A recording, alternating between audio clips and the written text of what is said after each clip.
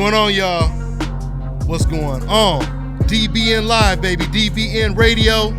It's about to go down like a plane crash, as it always does, guys. We got a special guest on the horn.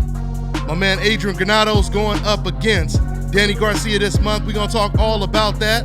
But first things first, as we always do, man, we're going to give shots out to everybody in the comment section. Hey, man, I want everybody to rep your city, rep your country, rep your island, rep your continent. You know we international over here, y'all. Shout out to Houston, Texas. My man Lala. Texas always up in here heavy, man. I see Texas right now. What's going on, everybody? We are about to start the show very, very soon. Just giving shots out as we always do. If you guys want to call in and you want to talk to Adrian Granados while he's on the horn, you guys can call in. Later on, you guys can call in and talk about whatever you guys want to talk about, okay? That's what it is, man. So we about to get the show started in a minute. What's going on, Charlotte, North Carolina, 704, Vermont, on the roof. What's going on, my man Ronald Finkley, one of my moderators, San Antonio. What's going on, my man Cesar Ramo, Dayton, Ohio, Honduras. What's going on, man? We got Honduras up in here, repping that international style. Oaktown, Sacramento, 916. Yes, sir. We're about to start the show in a minute, guys. I'm just giving shots out. LA, New York, Douglas, Georgia, GA, all day, y'all. Chicago, Franklin Street Boxing Gym, all day. So yeah, man, we doing a late show, at least a late show for the East Coast on this Monday. Yeah, man, it's Tuesday out here in Thailand, y'all, but it's Monday for you guys. Bronx, New York, says my man Angel. Yes, sir. That's what it is, man. Victorville, California, Philadelphia. R.I.P. Nip Hustle. Nipsey, always bang new media. Yes, sir, man. Yes, sir. My man Miguel Sanchez said he here for the first time. Holla DBN, Camden, New Jersey. It's all good. McAllen, Texas. Omaha 402. All right, guys, we're going to go ahead and get the show started. There will be a small pause. You guys are going to hear my intro, and then we're going to go ahead and start the show up, all right? Let's get it in, y'all. Yep.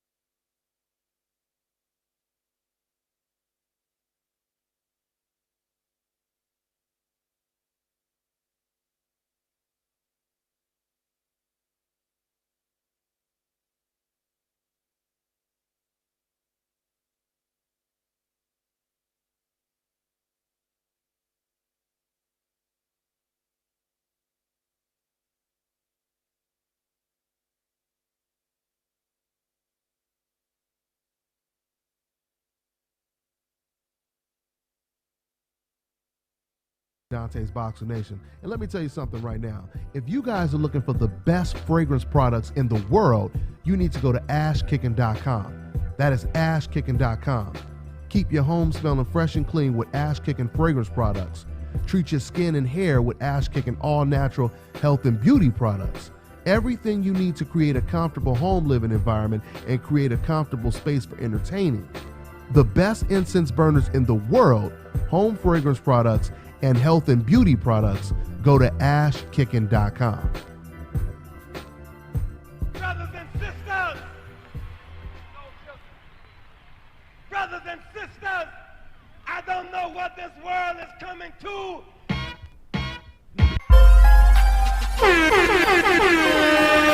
Hey yo, check this out. This is Flavor Flav, and if you want the whole truth and nothing but the whole truth, so help the whole truth. Hey yo, you better listen to Dante, baby. Dante!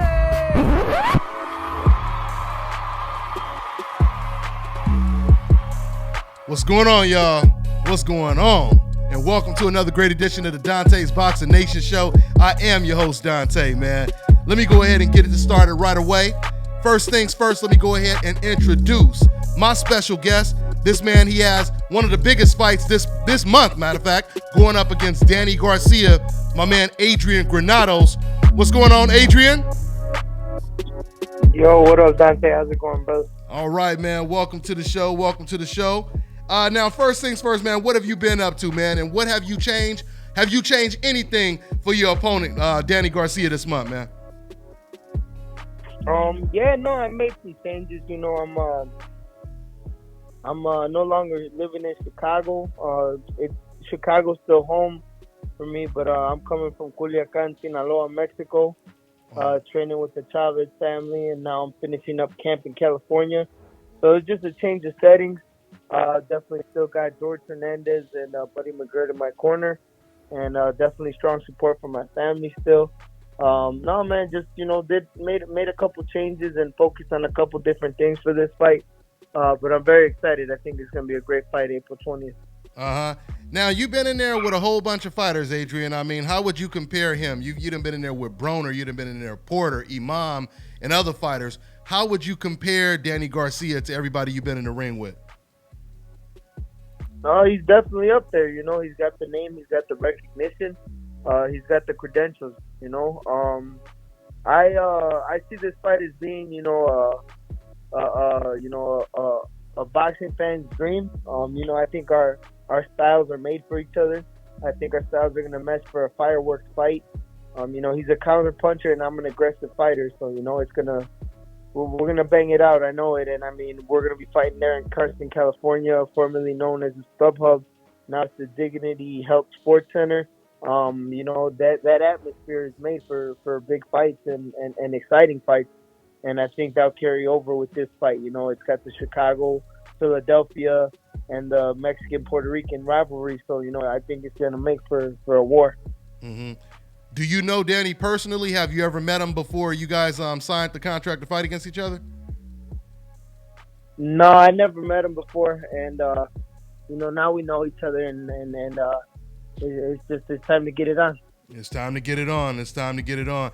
You know, I was real impressed when you fought against Porter. You was one of the rare people that, went against the ropes and you stood there. You know, a lot of people are uncomfortable on the ropes with Sean Porter. You was actually able to back him up while, he had you on the ropes. So do you see Danny Garcia coming at you like that, or you see him just trying to keep it in the center of the ring and just counterpunching with you like you said earlier?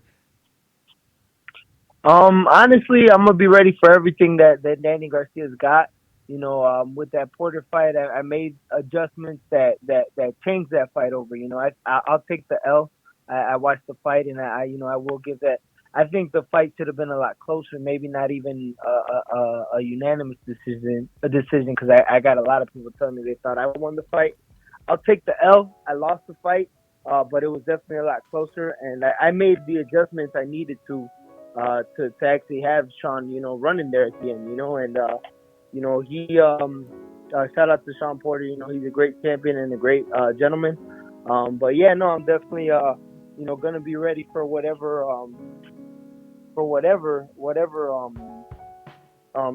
he's gonna be bringing to the table. If he wants to bang it out, I'll bang it out. If it's gonna be a boxing match, I'll be ready for that too. Okay. Are you sparring with anyone in particular, or you just have random sparring partners? I've been having randoms thrown at me. The most common I will say is Clarence Booth, because he was in the camp for the Sergey Lipinets fight, and me and Sergey, we share the same management, so he ended up crossing over and helping me out, and now he's regularly working with me, and we're gonna finish out strong this week with a couple other bigger guys and faster guys too. So we're gonna cover all the bases to be ready. Okay. And before I let you go, man, I want to ask you a little bit of boxing talk. So we have this big fight coming up. How do you see Canelo versus Danny Jacobs playing out? I'm really excited for that fight. I actually, like I've told many pugilists, I don't guess no more, because ever since I started boxing, I've been wrong. I think back when I was just a fan, I used to hit it on the nail all the time. But no, it's a good fight. I'm leaning with Canelo, but Danny Jacobs is a tough, experienced fighter, and I know he wants to win. So I think he's gonna make for a great fight. Okay. Well, man, I'm not going to keep you up too long because I know it's kind of late out there, man. I just wanted to get your thoughts on this Danny Garcia fight, and I want to talk to you after the fight, man. So is there anything else you want to say to the fans or anything before I let you go, man? No, yeah, just thank you to everyone showing me the love, and thank you also to the haters. Y'all pushing me farther. I definitely want to give a shout out to my hometown, Chicago, and also to Culiacan, Monterrey, Nuevo León, and Coahuila. It's all my bases out down south in Mexico. There it is, man. Hey, thanks for your time, man, and I wish you luck on April 20th. All right, man. All right, brother. Thanks for having me. All right, Adrian. I'll talk to you later, man. All right, guys. So that was Adrian Granados. Has a real big fight this month against Danny Garcia. It should be a fun fight to watch. I mean, Adrian Granados, he's always in really exciting fights. So I'm looking forward to that. Before I go on, let me go ahead and see what you guys are talking about in the comment section, because I'm not always able to look at the comment section. Yes, sir. Hey, Dante. There we go. Let me go ahead and introduce. I'm no longer rolling solo. Let me go ahead and introduce my panelist, my man Money Pal. Once again, for everybody that's new to my show or new to my channel, my man Money Pal, he's part of the DBN team. He has a son that's an undefeated knockout artist at the middleweight division, Money Pal the Fourth.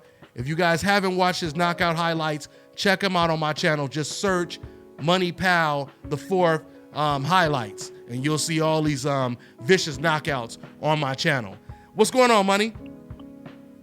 Hey, not a whole lot, man. It's all good. How's everything for you? Everything is good, man. I'm happy you could join, man, since we doing this, late show as always I won't say as always, but on a Monday instead of a Sunday. Dante, can you please bless with it? Yeah, for sure. But anyway, man, hey, I wanted to ask you, you just heard, did you just hear me talk to Adrian Granados? Yeah, I did. I just didn't want to interfere, I heard him. No problem. I just wanted to ask you, so what do you think about that fight? What do you think about Adrian Granados versus Danny Garcia?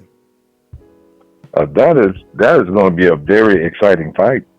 There's the, like he was saying, Mexico versus Puerto Rico and the history between the two countries. But I'm telling you, Danny Garcia needs to be ready for Adrian, because Adrian's going to bring it. And I know Danny kind of sits back in the cut, catches you with, some counter left hooks here and there. He's going to need more than that when it comes to Adrian Granados. Adrian's coming to get it. Yeah, that's not going to be an easy. I'm going to tell you something. That would not surprise me if Adrian pulled out a win. It may be by a split decision, but it would not surprise me if he actually won that fight. Yeah, man, because if you look at the Brandon Rios fight, Brandon was actually in the fight, and he's as slow as molasses compared to Granados. You know what I mean? I mean, he's really slow. That's right. But he was in the fight, surprisingly. Matter of fact, he was getting better and better in that fight until he got caught with that perfect counter shot by Danny Garcia. Right. So, yeah, man. And, a lot of people believe that Brandon Rios or Danny Garcia is fading, but I don't think he's fading. I think, he looked good. He looked good in the Sean Porter fight.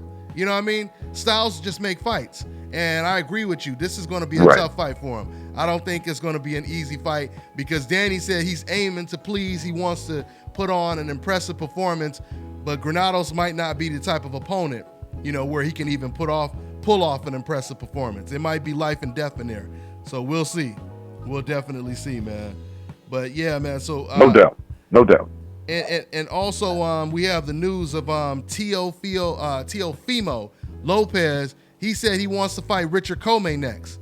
He said he wants to fight Comey next, and then after that, fight against Lomachenko. Man, I'm giving these fighters a lot of credit, Money. The fact that they're willing to step up like that, I mean, you know, that's a real rapid progression when it comes to him making that transition into championship status, going up against Comey, who is not only a seasoned, you know, vet, but he has power. And he just came off of a big win over Chaniev, you know, so so if T.O. can pull that off, that'll be really impressive. But that's not going to be an easy fight for him, Money. That won't be an easy fight at all, I don't think. And you know, and I'm all for Teofimo Lopez. I really am. To me, I see Richard Comey is an equivalent to like a Jermall Charlo. He is just that strong at 135 pounds. Yeah, he definitely has the power. He definitely has the power. And this is the type of fights that I love, Money, because we're going to really see where T.O. is. Like you said, he's dealing with someone with tremendous power and someone who has technique and skill with that power. You know, I mean, for him to just beat the Russian fighter, Chaniev, it shows, you know, his ability, his skill, you know, his ability to adjust, because he's fighting against, you know, one of them fighters with all that amateur pedigree and one of those Russian fighters, you know, so. Right. And I think that's what's really going to, I'm leaning towards Teofimo to win the fight. Me too. He's going to win on boxing. It'll be on boxing ability, you know. But now, if he can get in there and he can actually nail Comey and, you know, turn him into where his legs look like noodles. Hey man, you know, it's next level that we're looking at for Teofimo Lopez. Absolutely. All right, guys. So yes, sir. So we are going to go ahead and go to the phone lines. Once again, if you guys want to call in, the number, it is on the screen. There it is right there. So go ahead and call in. We'll go ahead and take a call. We won't be, I always say this, but hopefully I'm going to stick to my word. We won't be doing this too late tonight because it's already late right now, especially on the East Coast right now. But anyway, let's go ahead and take a call for now and see what we got. All right, so we got 318. What's going on? What's your name? Where you calling from, man? 318, you there? Okay. Hey, Money, you there? You hear me? Yeah, I hear you. Okay. 318 is there. I think 318 is like Louisiana, if I'm not mistaken. Yeah, that's what I thought. 318, you there? Okay. All right. He's still on. I don't know. He probably ran to the kitchen, you know, checking on that cornbread. You know, they love that cornbread out there in Louisiana. That hot water cornbread. You know, a lot of people don't know about that hot water cornbread. But you got to hurry up and run to the kitchen and turn that over. It'll burn real fast. But anyway, we're going to go back to the phone lines in a minute, man. My man said that's Louisiana, North Louisiana. Over there by Shreveport, Monroe. I got folks out there. In Shreveport, Monroe. Yeah, all up in there. Yep, Texas and Louisiana. Now, something else. Before I go back to the phone lines, Money. So we had the news of Jacobs, and we had Canelo Alvarez doing their 30-day weigh-in. Canelo Alvarez, he weighed in at 168. Danny Jacobs, he weighed in at 175. Does that tell you anything, Money, that weigh-in? Yeah, to me, not really. It's more or less, hey, I'm within where I'm supposed to be. No real biggie. Yeah, I mean, when you look at it, the target is 160. Hey, 15 pounds above, no real biggie. I mean, Jacobs is the bigger guy. So I wouldn't expect for him to come down, you know, to be in like 170 pounds right now. And 175 is good for him. That's good for him. Yeah, and I mean, and he said this. Danny Jacobs has been saying this since the fight has been signed. He said, I'm the bigger guy. I am the bigger guy. And Money, I truly believe Danny is not going to fight Canelo the way he fought Golovkin. And what I mean by that is I don't believe he's going to give Canelo the respect that he gave Golovkin. I think Danny, he sees himself as the bigger guy, and he also looks at Canelo losing. He mentioned it in the press conferences. He talked about Canelo Alvarez basically struggling against Lara, losing to Floyd Mayweather, and he believes that he can basically duplicate and box just as well as Floyd Mayweather and Lara. He said the difference is he's bigger and he's stronger. So I believe he's going into this fight with way more confidence than he went into the Gennady Golovkin fight. That's how I see it playing out. But we'll see. Yeah, I think that you can see a little bit of Sergey Derevyanchenko. I think that you can see some of Jacobs in that fight that we will see in part of this. The good side-to-side movement and some counter shots in between. But at some point, I think Jacobs, around about the second or third round, is saying, okay, I got that feeling out. Now I'm going to probably end up taking it to him. Mm-hmm. Yeah. And you know, and I also wonder if Danny Jacobs, if he was looking at the Mikey Garcia versus Errol Spence fight, because Errol Spence, he was able to use his height. He was able to use his height, his reach, and he basically controlled distance. And Mikey Garcia couldn't get started. He couldn't get close enough to get started. And Danny Jacobs, he has the same height and reach, almost the same height and reach advantage over Canelo Alvarez. You know, so I wonder if he looked at that fight and he's studying that, because I you know, obviously I see him doing a little bit of both, fighting on the outside, fighting on the inside, but you know, we don't know if he can, you know, actually follow that blueprint as well as Errol Spence did. So we'll see. But okay. Anyway. Hey, but you know what comes to mind? And thank you for that. What comes to mind for me is Bo Holyfield too. Holyfield, they changed it up. He boxed some, he mixed it up some. Went back to boxing again. He never stayed at one speed, and that threw Bo off some. Even though that Bo, you know, still outlanded Holyfield in the fight, but it didn't matter. It's the effectiveness and what Holyfield did in that second fight. I think that is something that, you know, Jacobs could look at also. Absolutely. Yeah, it might play out that way, man. But let's go ahead and jump back to the phone lines. See, we appreciate you guys waiting on hold. Once again, man, we're trying to get some of you cats that's filling up the comment section.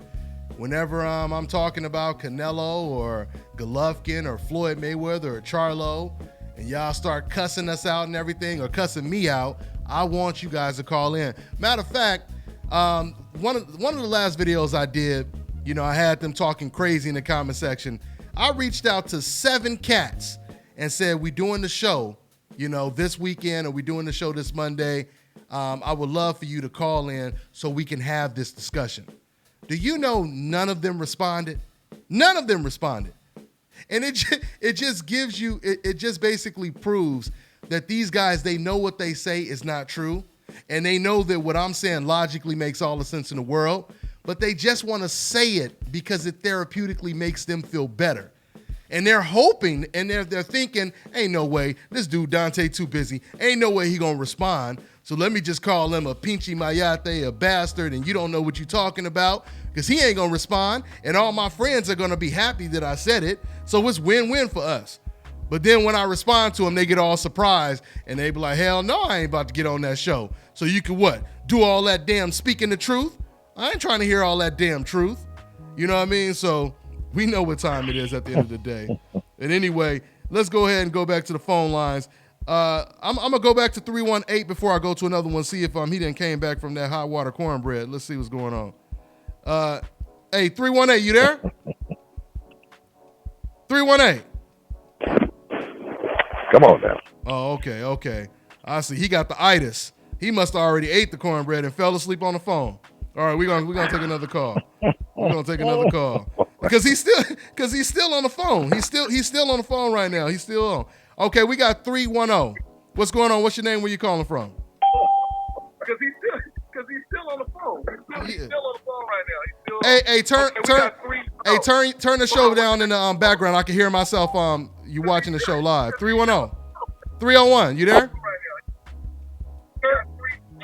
Turn the show down in the background. I can hear myself. Hey, 301. 301. Yeah, hello. Can you hear me? What's going on, man? What's going on? What's your name? Can you hear me? I hear you. What's your name? Where you calling from, man? Oh, what's good, man? I'm John, man. I'm calling from the DMV. Okay. I'm calling from the DMV. Okay. The DMV area. Hey, turn your live feed down a little bit because I can hear it in the back. All right.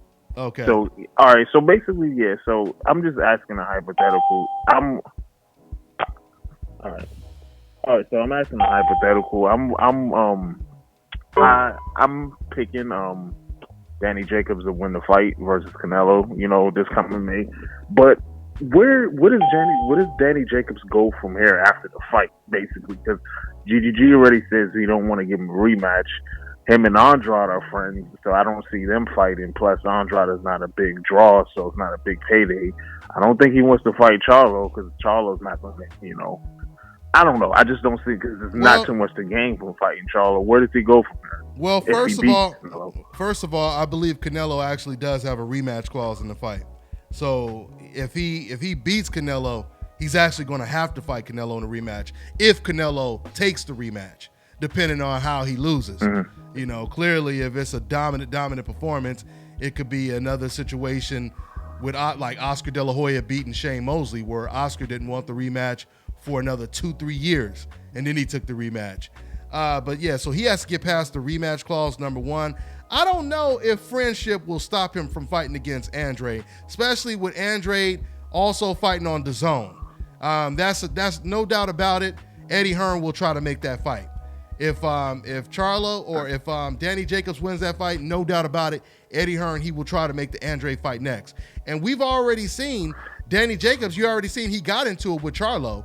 So I think he would like to go towards Charlo eventually. And I think if Danny Jacobs beats Canelo Alvarez, I think everyone will then go after Danny Jacobs. That's how I think it will play out. Right now, everyone wants Canelo because the media has promoted Canelo, you know, as the best or the hope champion right now. So obviously, that's who everyone wants to go after right now. He's the one that has the big name. He's the biggest star in the division. Everyone wants to go after him. But if once again Danny Jacobs beats him, I believe everyone will start going after Danny Jacobs. That's how I see it playing out, man. Oh, yeah. Yep. That's great insight, man. Hey, this on a personal note, Dante, I've been begging you for that one instrumental you've been playing. I know you're not going to give it to me, but I mean, I just wanted to try my luck. Which one is it? The one that is the one you was playing probably 5 minutes ago on this one. The one that kind of sounds like dun, dun, dun, dun. I don't know how to sing it. Yeah, I think the one you was probably playing. I think you might. Is it the one that I usually always play when I do my commentary on my videos? Yeah. Okay, that's hip hop. I'll go ahead. I tell you what, man. Send me an email. Go to Dante'sBoxingNation@gmail.com and tell me you was the one asking about the beat, and I'll send it to you. Okay. I appreciate that, Dante, man. You have a great evening, boss. Hey, you too. Right. Take care, man. Take care. All right, man. So that's what it is, man. Some good stuff right there. Yeah, man. So, Money, before we go to another call, just to add on to what he said, yeah, man, I don't think Danny Jacobs is going to have a problem getting in the ring with Andrade or Charlo if he were to beat Canelo.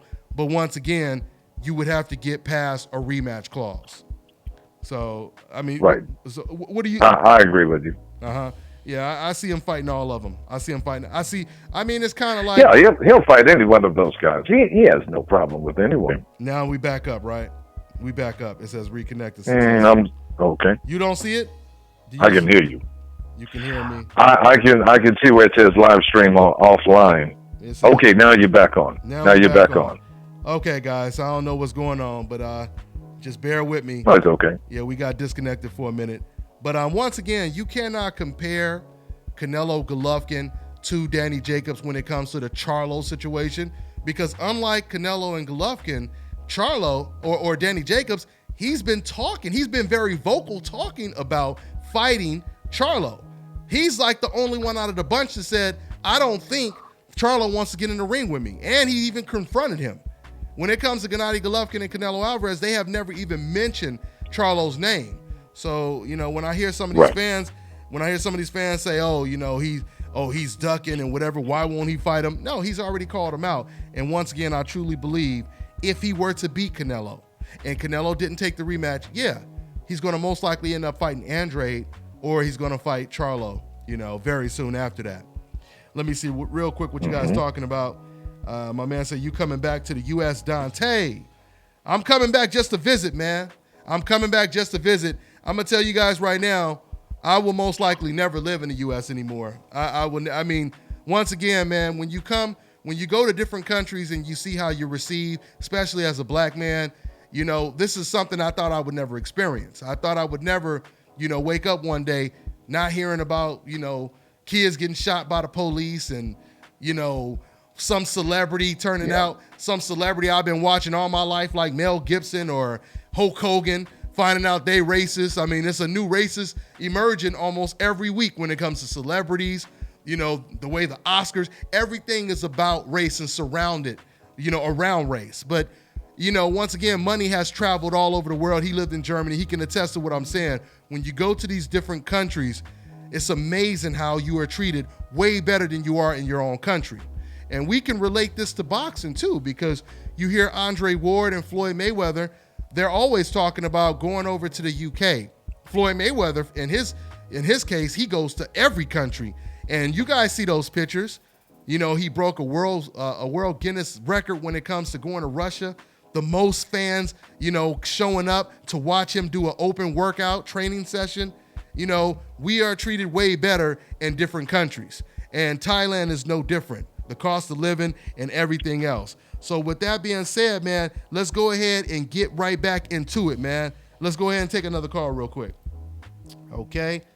And with that being said, make sure you guys subscribe to that new channel, Dante's Travel Nation and Dante's News Nation, okay? So you guys can follow the progression. Hey, Dante. What's going on, money? Yeah, TSM HB Dog said he said not to give out one of his instrumentals, man. He said don't give out one of his instrumentals. Yeah. Oh, what happened? I just so happened to catch that in the chat. My internet. He said his was a DBN exclusive. Oh no, I'm just saying. Yeah, no, I haven't gave his up. That's the one up. That was an old beat right there that I was talking about. But yeah, man, no doubt about it. I got you, J Dog. I got you. What happened over here? Something happened to my. I don't know why I just did that, but anyway. Okay, we got some poltergeist stuff going on over here on my internet right now, y'all. Anyway, let's go ahead and take another call. Okay, we got 352. What's going on? What's your name? Where you calling from? Yo, you hear me? I hear you. What's going on, man? My name's Andrew. I'm calling from Texas. I had a quick question on a fight coming up in a little less than 2 weeks. My favorite boxing, also the guy considered pound number one right now, Terence Crawford. I think he'll have a easy job with Amir Khan, and I was wondering how long you think it's going to take before he can get some of the PBC welterweights to fight him. We know he offered Danny Garcia, I believe it was $3 million. He turned it down. And other than Errol Spence, I see everybody over there being hesitant to try to fight him. So I was wondering how long you think it's going to take before he gets in the ring with one of those guys. You know what, bro? I think it's real soon. I think 2020. Honestly, I think Errol Spence is the only one that's willing to fight Terence Crawford right now. I agree with you on that. Because if you listen to Keith Thurman's interviews, when he started talking about Terence Crawford, it ain't gonna happen. It just ain't gonna happen. If you listen, I mean, he hasn't even entertained fighting the man. Every time they talk to him, he says stuff like, "Oh well, he ain't fought nobody, and he needs to fight this guy first. He needs to do this. He needs to do that." So he's not gonna fight him. And when it comes to Sean Porter has went back and forth saying all kind of different things. So I'm not ready to say he really wants to fight him yet. So yeah, it looks to me like Errol Spence is the only one who wants to fight him.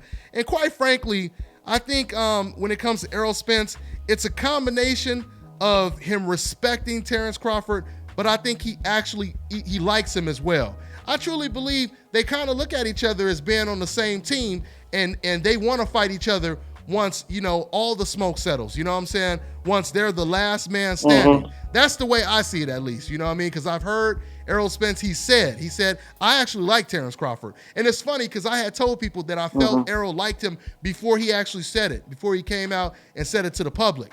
So I truly believe they're kind of basically waiting to fight each other when no one else will get in the ring. And once again, since Thurman ain't going to fight Spence, since Thurman ain't going to fight Crawford, Porter right now, the reports are they're in negotiations to fight Porter versus Spence. I think the fight will most likely happen 2020, probably the end of 2020. That's what I'm thinking, and it's going to be the biggest fight in boxing, hands down. It's going to be the biggest thing since Leonard Hearns, basically. Yep. So that's what it is. Absolutely. Man. You don't think Bob Arum and Al Heyman will get in the way of that though, with them two coming together to fight, or do you think it's still gonna happen? No, I think it's still gonna happen. I don't believe that when people say, PBC Al Heyman is trying to stop the fight or Bob Arum is trying to stop the fight. I don't believe that. I believe, Bob Arum, he even said recently, he said, man, none of this network promotion stuff matters. Any fight can happen if the two fighters want to fight against each other. And that was Bob saying that, you know what I mean? That wasn't some boxing fan saying that. So I believe Bob when he says that. But, that's the reason why Bob was standing next to Errol Spence and Terrence Crawford when they was going back and forth talking to each other. He wants to make that fight. And Bob Arum understands the only way you're going to be able to make money is through the PBC fighters. All roads basically lead, to Al Heyman in the PBC right now. That's just the truth. So Al Heyman and Bob Arum, or Bob Arum at least, that's why he's been really aggressive saying, Al doesn't want to make the fight, but it's not Al. It's not Al. If the fight is not happening, it's because the fighters are not ready to make the fight. Errol even said when he was talking to Terrence Crawford, he said it to Terrence. He said, well, I would rather fight Sean Porter first. I might as well get that check and get that easy knockout first. You know what I mean? And at least he was honest. At least he was honest when he said it. Even Terrence Crawford was kind of speechless when he said that. Terrence just like, okay. You know what I'm saying? So, So yeah, no doubt about it. It's about the fighters. Hey man, but thanks for your call, man. I'm gonna take another one. All right, man. All right, appreciate it, man. All right, man. Good stuff, man. Okay, hold on. Let me see real quick what you guys are talking about in the comment section. And shout out to my cats that showed that love in the super chat section, jumping in that tank. I always appreciate you guys. My man Abel Mahadi, he said the king of new media, much love. From hashtag LDBC. I appreciate that, family. I appreciate that. My man Boxing Conversation showing that love. He says, salute my brother, showing support while on this road. Leave Long Beach on way back to Las Vegas. Yes, sir. Salute everyone. LBC, my hometown. Good looking out, Reggie. I appreciate you. Y'all make sure y'all subscribe to Boxing Conversations with Reggie. He just started his YouTube channel. Longtime supporter over here on DBN. That's what it is, man. Yes, sir. Let me see real quick what you guys talking about before I take another call. Once again, man, it kills me, man. These cats that be talking crazy, that be irate in the comment section, they go missing, boy. They missing in action when we do this live show. We be trying to get them on. Like I said, man, I reached out to, in one of my last videos, I had them talking crazy in the comment section. I reached out to about 7 of them. I said, man, I would love to get you on the show. This is my next show. You know what I'm saying? Have you as a guest. You want to talk about what you're talking about right now? Let's have a conversation.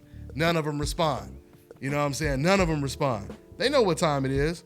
Anytime y'all see somebody talking crazy in the comment section, hey, before my snipers take them out, I want y'all to tell them to call in. Tell them to call in. And if they don't want to call in, then you could take their ass out. Shout out to another one of my moderators, my girl, L Flowers. What's going on, L Flowers? All day. Yes, sir. I appreciate all my moderators, man. They hold it down. And once again, to all my moderators, if you guys know somebody in the comment section that's a regular that you guys can trust, let me know, and I'll make them a moderator as well, man. Go ahead and have them sitting in the front of this tank. That's what it is. Anyway, yeah, Money, like I said, we're going to take a couple calls and get up out of here, Money. So, yeah, let's see what's going on here. I also want to talk about this situation with Deontay Wilder. Deontay Wilder, he just recently said he confirmed that the Joshua fight is not going to happen to 2020. I want to talk a little bit more about that. But before we do, let's take another call. So we have 713. What's going on, man? What's your name? Where you calling from? What's going on, Dante? It's James calling from Houston.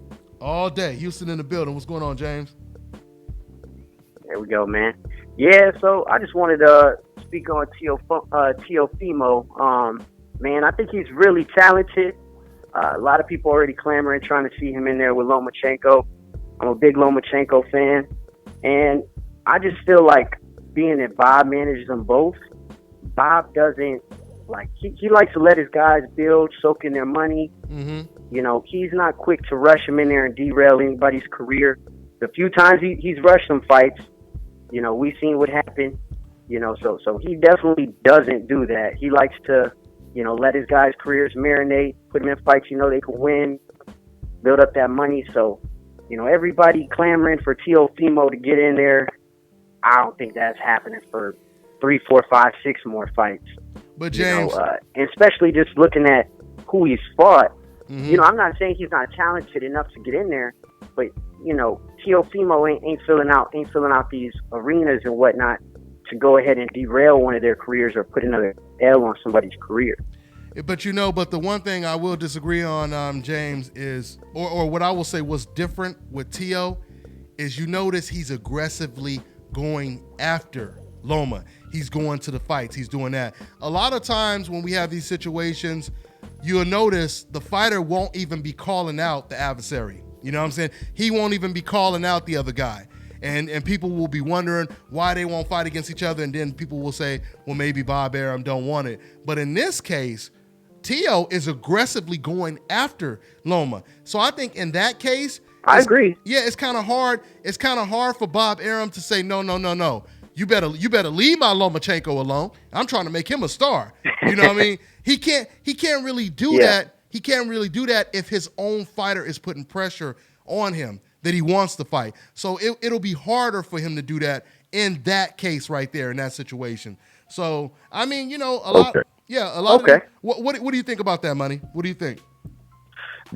All right. This is, I'm looking at Bob Arum. He said very clearly, he said, look, when Teofimo fights this guy on April 20th, fights later on in the year against Jose Pedraza, now we can, then we can look at Loma. That's exactly what he said. He is just a couple of fights, see how he looks. If he looks good, okay, we'll go ahead and see if we can make that happen. Mm-hmm. I just feel like Bob Arum's the type to dangle some nice, juicy fights in front of us and not give in to us. You know, okay. But you know something. List of many, you know, since I know Teofimo personally and his dad, and I talk to his dad often, so I mean, you know, quite a few times during the week. I'm telling you right now, he is the type to put pressure on people. Okay, that's just. I mean, he's respectful. Don't get me wrong, he's respectful, but these guys are pushing the envelope. They are doing more than daring to be great. I mean, it's like there's no limit to it. They know that they're risking, but it's like it's okay, you know. And there's no fear. They are hungry. Or better yet, Teofimo is hungry, and he's looking to step up to Loma. He's looking to step up to him. I agree. And I'm sure within around about this time next year, I would not be surprised if they're announcing that fight. It would not surprise me. It wouldn't surprise me either. Hey, man, thanks for your call. I'm going to go ahead and get to another one. All right, man? Thanks for the call. Of course. Y'all take care. All right. Hey, same to you now. Bye. Hey, and I just took a look at the comment section right now. There's I see everybody telling El Chanito. Everybody telling El Chanito to call in. I don't even know what he said, but since everybody is telling him to call in, I'm going to tell him to call in too. El Chanito, I want you to go ahead and call in. And what did he say? It's JSFL that wants to debate. Okay, well, I don't know why. Now, he done passed it off to somebody else. He said, I ain't about to get on the phone with him. If somebody else can get on the phone with him. So there's somebody named JFL. They said JFL want to call in. Punting. Okay, so JFL could call in too. JFL, you could call in. Put your area code in the comment section. All right? Yes, sir. You could call in for sure. Yeah, he passed it off. He passed it off. He passed it off like a hot potato. El Chinito said, "No. I don't want to talk to him. Let JFL or whoever." This is hilarious. Yeah. I come in peace. I am not about any kinds of problems. No. Hey, well, ain't nobody took the belt from Super Decaf champion. Was it Jorge? Was it Jorge Money? That was the one Jorge, man. You crowned Jorge. You crowned Jorge as a Super Decaf champion, right? Yeah. He was one. I forgot the other guy's name, but he is, man. To me, he's pound for pound Super Decaf, man. I love Jorge, man. Undisputed. I love Jorge. Undisputed, man. Yeah, man. That's what it is, man. That's what it is. Anyway, hey, let's take another call. You guys let me know if JFL El Chinito, he said he ain't falling for it. He said he ain't falling for the banana in the tailpipe. He said he ain't falling for it. You know what I mean? So, and that banana in the tailpipe ain't nothing but the whole truth. But anyway, a real supporter with factual facts. All day, my man JFL Heads, he said he a real supporter with factual facts. All day. All right, let's go ahead and take another call. We winding down, guys. We winding down. We're going to just do like an hour. Okay, we got 404. What's going on? What's your name? Where you calling from? Hey, this Q from Stone Mountain. How you doing, Dante? How you doing, Mr. Money? Hey, what's going on? Long time no Hey, hear what's from. happening, man? I know that area code. Oh, yeah. Oh, yeah. Long time no hear from. Glad you brothers doing all right. Mr. Money, I got a question for you. What's that? I enjoyed your son's last fight. I'm great. It was great. I'm glad they getting him on TV. Down goes Frazier. Is he gonna fight at 160 now? Or is he just gonna go ahead and move up to super middleweight? I thought the last fight was at a catch weight, and he was talking about that pizza afterwards. So I was like, uh-oh. Well, let me just say there's a little bit of a backstory. To answer everything straight up, 160, okay? Great. Yeah, now, he does have a bout coming up here on April 13th. That'll be in the same spot. I'm not for sure if I don't think it's going to be televised. But now to answer your question about the pepperoni pizza, when my wife was carrying him, all she wanted was double pepperoni pan pizza from Pizza Hut. All of a sudden, he's born, and then about a year later, once he, after the milk and everything, she gave him a slice of that pepperoni pizza. We lived in Germany, and he fell in love, and he's been that way ever since then. It has not fallen off at all. But yeah, he'll be at 163 this time, but eventually when he gets up in contention, he's going to drop it on down. He's going to choke that weight on down to 160 though. Yep.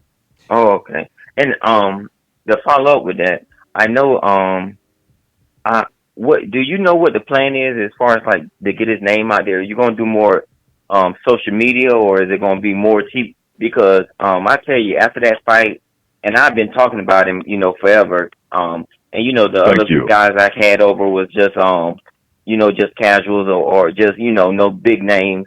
And I mean to tell you, after that, everybody was talking about how dominant he was. Like, oh man, that boy from Alabama, the money boy, like that boy gonna be something. And I was like, that type of buzz. I mean, good thing he showed up and showed out. So is there something to keep pushing to, like, okay, hey, we got some buzz going. We need to go ahead and put his name out there, or are you just going to stick with the plan of letting something? The people that put his name out there are the ones doing the work. That is the best way how to do it. Word of mouth. Hey man, let me pull out my phone. Have you ever seen this guy before? That's how it's done. That's my personal opinion. We really haven't had someone helping out with his social media. I mean, we do have a page, but I'm not really big on that. I'm just more of a video editor. I put stuff together for him. Yes, sir. All day. Yes, sir. All day.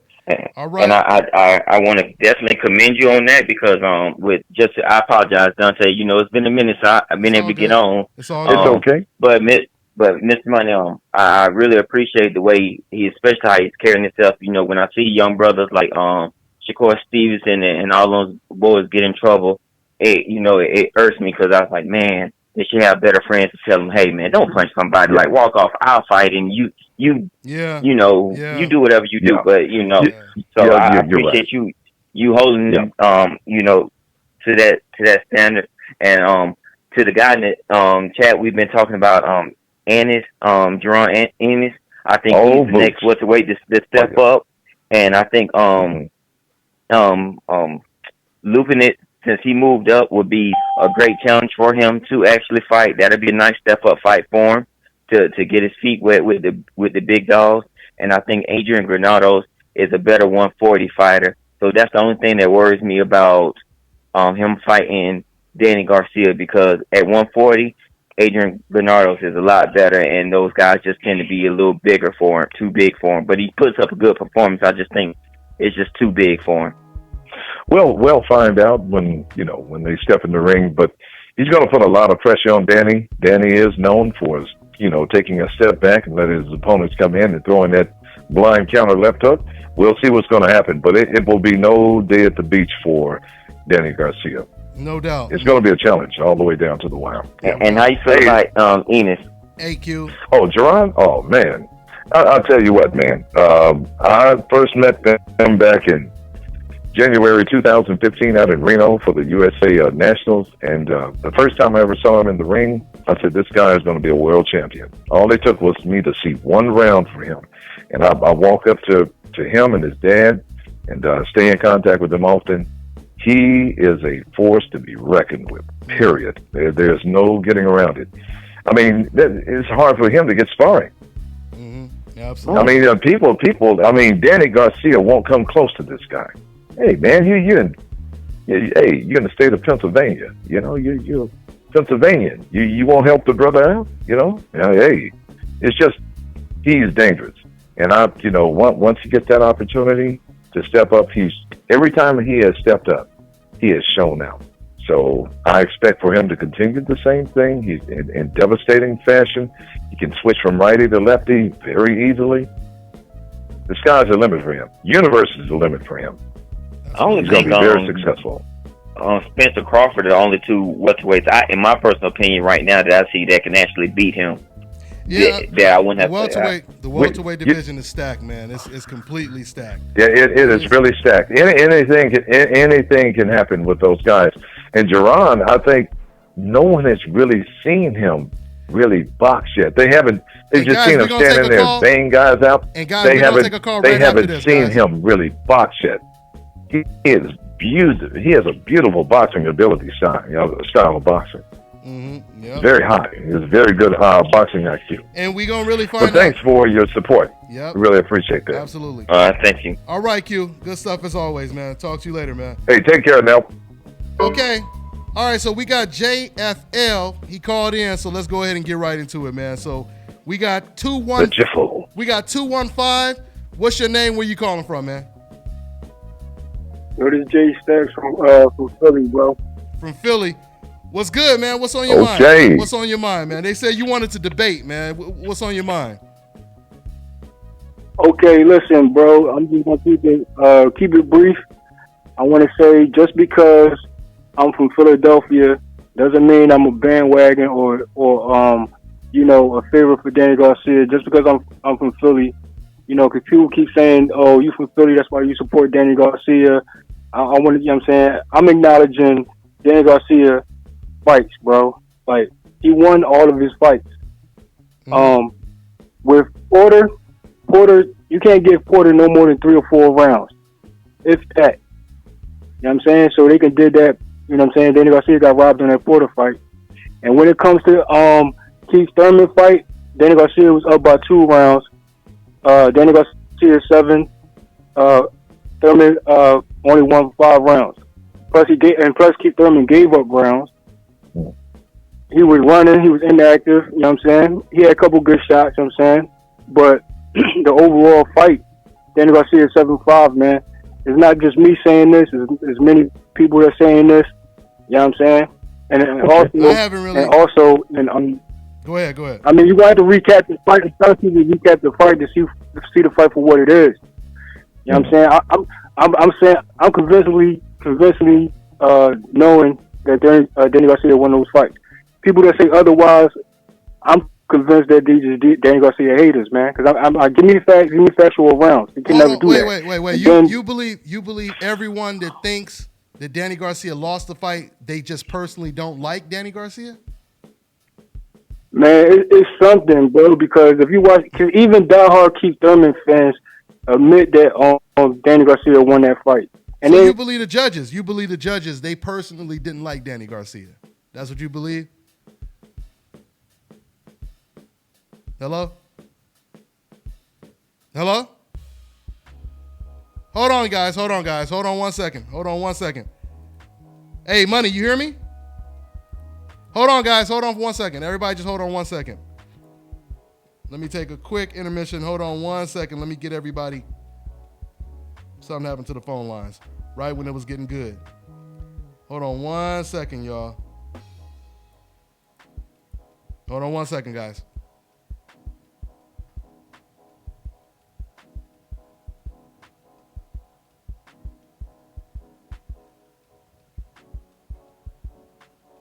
Oh, no, I'm still on. I'm still on right now. What's going on?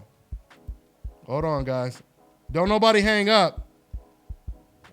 What happened to the audio?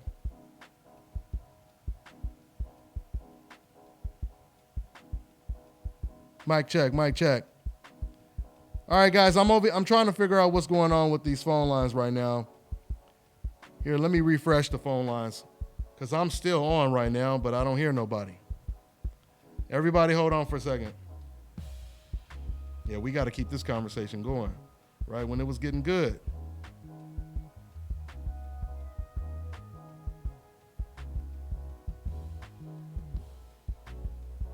Yeah, give me 1 second, y'all. Getting these phone lines back up.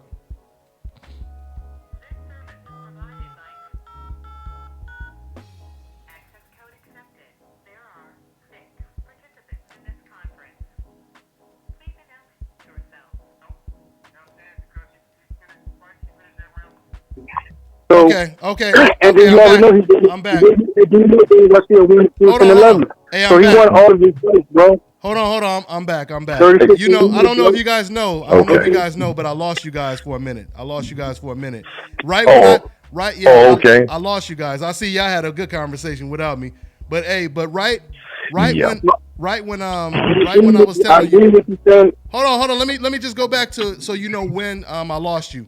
When I said to you, do you believe the judges personally didn't like Danny Garcia? That's where I left off.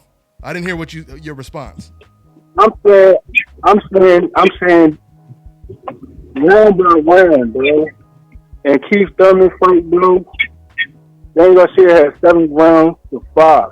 Now, if it would have been a draw, that would have been favor for Keith Thurman getting the draw. Even Keith Thurman said, I think it's nice it should have been a draw.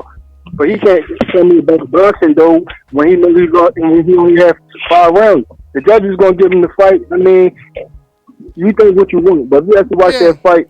Yeah. Let the boxing observation and the real observation tell you the truth, bro. 2 robberies on Danny Garcia, dog. He won the Porter fight and he won the Thurman fight. He won the Peterson fight and he won the Herrera fight, dog.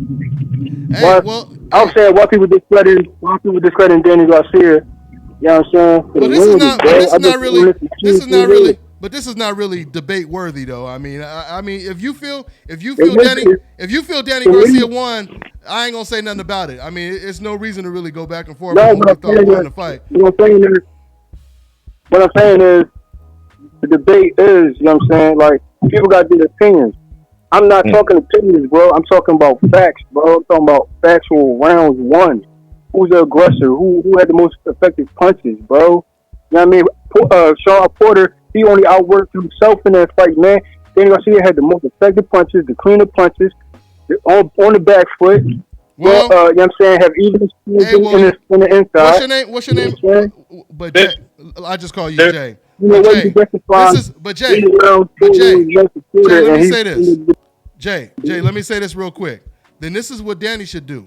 Danny should come back He should do whatever it takes to get the rematch, and he should beat him decisively to where nobody can take the fight from him.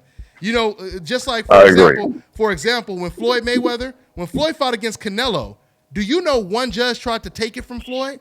But it was impossible to take it from Floyd because he beat him too decisively. So what I'm saying, listen, hold on 1 second. Let me finish. What I'm saying, Jay, is what Danny Jacobs needs to do, Danny Garcia, what he needs to do, instead of beating him what you believe he beat him 7-5, he needs to beat them 10-2. That way there's no way he can be robbed. You know what I'm saying? And that's really all you can do. Okay. If you say that, right? You have to take into account that Keith Thurman he had inaccuracies. You know what I'm saying? You got to take into account what Keith Thurman wasn't doing. Also, you got to take into account what Porter was missing majority of the fights, and Dan Garcia had the better exchanges. I'm saying like. But I already told you what the solution is. You know, if there's any questions of who won, and this is something else too. Danny Garcia. And let me say this too. Jay, let me say this too. Danny has to have the same confidence that you have. Danny should have went after the rematches right away. If that's the case, that's what he did. No. Danny did not. Danny did not. That's what he said. Okay, tell me what he said. Danny, no. Danny Garcia. Danny did not say. Danny Garcia said, "Yo, I want my rematches right away with Keith Thurman." You know what I'm saying? Keith Thurman went on vacation. You know what I'm saying? And then, so what? Wait. So you saying Sean Porter? Jay. Danny needs to call Al Heyman. Yeah, thank you. He needs to call Al Heyman. He needs to call Al Heyman. See, all of that settles right then and there. Call Al. And this is something else too. Hold on, Jay. Hold on, Jay. From what I heard, Jay, I'm gonna put you on mute for a second so I can speak, and then I'm gonna take you off mute. You on mute right now, Jay. So I want to say this real quick. Do you believe that Sean Porter actually ducked the rematch? Do you believe that Keith Thurman actually ducked the rematch? Because Danny Garcia, he could have said, I only want the rematch next. I will wait, and that's the only fight I want next. And also, he can call out right after, if he beats Adrian Granados, which is not guaranteed, he can say, the very next fight I want is the Porter rematch or the Thurman rematch. I've been hearing all type of interviews from Danny Garcia, and when people ask Danny Garcia, what's next if you beat Adrian Granados? He says, any of the top fighters. He said any of the top fighters. He has never said in an interview, I want my rematch with Thurman next. I want my rematch. Only fighters I want. Only fighters I want is Porter and Thurman, the rematch. Go ahead, Jay. I'll tell you, bro, listen. Danny Garcia, in interviews, said he won his rematches, man. Even you can even say the tweets that he put up say, he won his rematches. I believe Thurman and Porter, ducking with the belt, hesitating on the rematch, because you look at the time frame, the time stamp, how you can see from time frame to time stamp, how okay. Hey, hey, Jay, I don't mean to cut you off. Can I add something to it? Dante? Go ahead, Kirk. My man Kirk is on the phone, guys. Kirk. Go ahead, I wanted to say that in regards to Danny Garcia and Keith Thurman, I actually recall Danny Garcia wanting that rematch with Keith, but we all know Keith had the injuries and ended up being out for damn near 2 years. Okay. I can put you on. Go ahead, bro. And I wasn't saying. Go ahead. And Kirk, real quick, for the record, I wasn't saying that Danny didn't want the rematch. I was saying that he wasn't saying I want that specifically. And once again, in all of his recent interviews, if you watch him, promoting the Granados fight, he did not make it clear. Like Mikey Garcia made it clear he wanted to fight Errol Spence. He didn't make it clear. These are the only fights I want. I want Porter rematch and I want Thurman rematch. Danny was okay to fight lesser opposition because he understood. And you guys have to realize this too. Danny understands. You guys, if Danny loses a second fight to Keith Thurman and Sean Porter, psychologically that's going to destroy him. Remember, what's his name? His father, Angel Garcia, he said that he wanted to retire. He was so upset he wanted to retire after the loss. He Regardless, wanted to retire because he know Danny Garcia was Danny Garcia has 7 rounds to Keith Thurman 5, man. That pissed him off, man. But he was, you know what I'm saying, I would be pissed off too, man. But at the same time, you gotta look at the time stance, dog.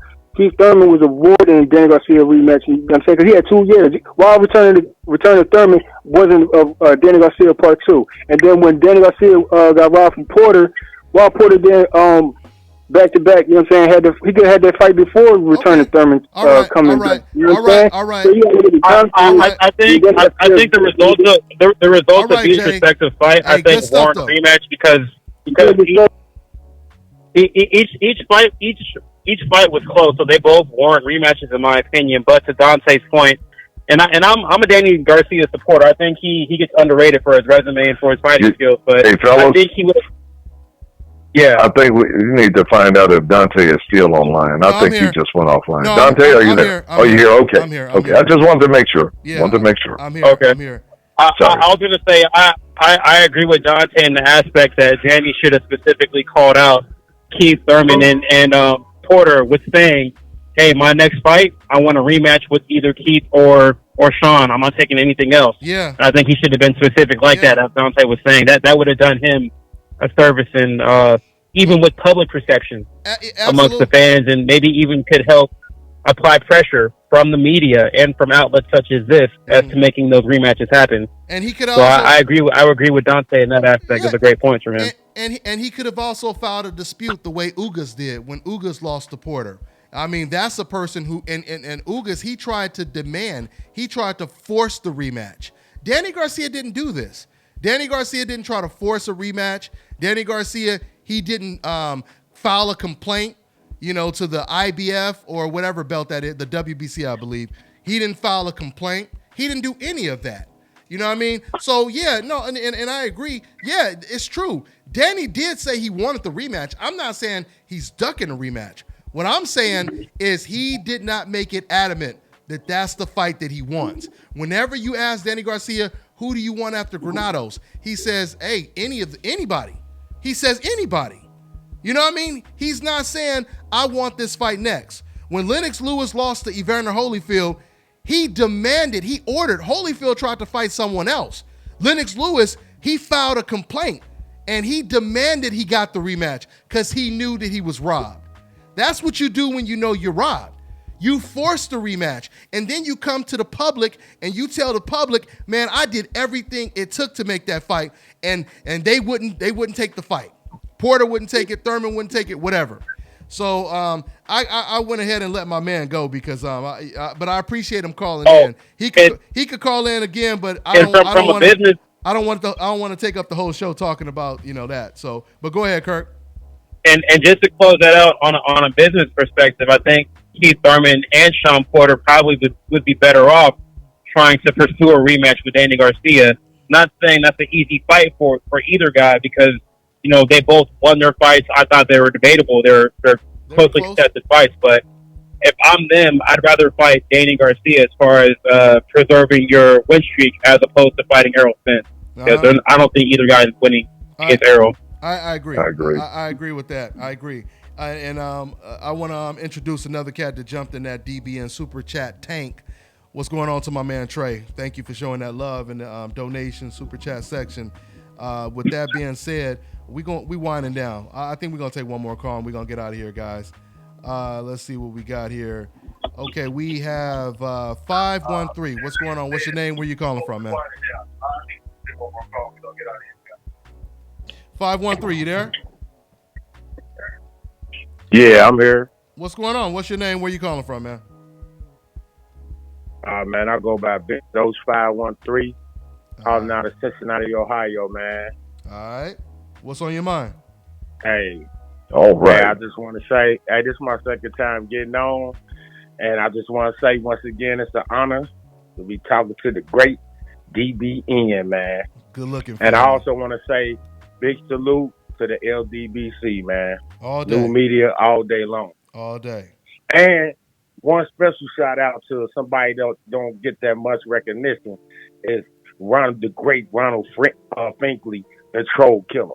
Ronald Finkley in the building, my moderator. Oh yeah. Shout out to Ronald Finkley. Oh yeah. He got the Ron's always making it happen. All day. Oh yeah. He get respect on every platform, bro, and that ain't by mistake. All day. For you sure. Feel me? For sure. What else on your mind? But what I wanted you to talk about a little bit is our sister. You know, her match coming up, Clarissa Shields. Clarissa Shields you know against what I'm the saying? Hammer. Talk about how you see that fight. You know, that fight playing out. You know, give our queen some shine one time. No, and you absolutely right, man. We got to start. I definitely got to watch some videos on her because, I mean, I know Clarissa Shields. I watched all of her fights in the Olympics. I watched all her pro fights, but I haven't watched Hammer yet. Hammer, I don't know, and that's the reason why I haven't really talked too much about that fight because I have never watched a Hammer fight yet. I don't watch all of Clarissa Shields fights, but I have not watched Hammers yet. So, but once again, I mean, even if we talking about it, no matter who's talking about it on the panel, we definitely talking about the fight. Money, have you watched any of Hammer's fights? I did watch a couple of her fights. The main thing about Hammer is her jab. That's really what she's known for. She will deliver a right hand, but it's her keeping her distance with her jab. Yep. And if Shields can put the pressure on her and take that jab away, then we're going to see how we're going to see how Hammer is going to respond to that. If Clarissa Shields cannot close the distance, which I'm thinking that she will, then it's going to make it pretty interesting. Because if Hammer can keep that jab out there and keep her at bay, and that's what she's known for, then we'll see what's going to happen. I think Clarissa Shields is going to walk right through her first. And you know what? And with that being said, Money, I think you're absolutely right, Mr. Powell. I think Shields needs to be careful and be cautious, but she can't be. Sometimes I think she gets too excited, and I think she presses too much for the knockout. I think, and I think she needs to kind of just be. Not that her record reflects it because she doesn't have any knockouts, but I think she's very aggressive, and I like her aggression. But I think she needs to be more careful with Hammer because Hammer is, I think, she's pretty big. She's a tall woman and she's a big woman. Yeah, she is. And, she is. Mm-hmm. Yeah, and as you notice, she has a great jab. She has a really good jab and wants to maintain her distance. And very impressive jab. I think when Clarissa gets in, I think Hammer's going to try and clinch her and hold on her and lean on her using her size. So I think Clarissa needs to be careful with not smothering her work and make sure that she's effective when she is on the inside. So it'll be a good fight for sure. The only and to add on to that, the only thing I just say about Shields is don't try for the knockouts. Be like Sugar Ray Leonard in his first fight against Thomas Hearns. Throw punches and bunches, just smooth combinations, and it'll work itself through. But I think when you try too hard, yes, it could potentially cause a problem for her. And there's real animosity between these women because, as Carissa alluded to on the Showbox, the Showtime presentation, episode 1. I haven't seen episode 2 yet, but at All Access, she alluded to Hammer's been talking a lot of shit and saying some I don't want to say racial, but saying some suspect things, along with boxing writer Steve Kim. He's been saying a lot of derogatory statements aimed at black people. Steve Kim has for sure. Hey Dante, I wanted to say, man, one thing that I realized, man, with Earl Spence is that, man, making it to the Olympics means something when it comes to boxing. Usually, you know what I mean. Especially being a 2-time gold medalist, you got to have skills to make it to that type of level. No doubt about it. She made history. Clarissa has achieved. Yeah. So I believe that she gonna get this hammer chick out the way. And the last thing I wanted to say, I wanted you to comment on Dillian White and our brother Deontay Wilder, the People's Champ. Because the reason why I said that is because Dillian White trying to force him to fight, trying to force Wilder to fight him, but Wilder's like, hey, go ahead and fight Luis Ortiz and you can get me. And, he ducking that smoke from Luis. He wanted to jump line.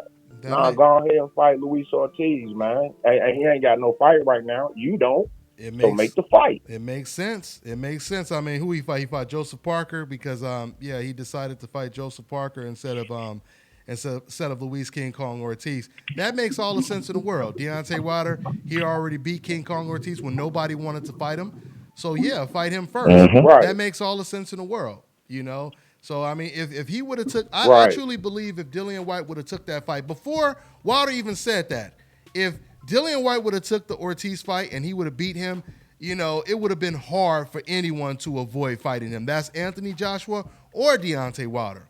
So yeah, that's definitely the guy that he should get in the ring with.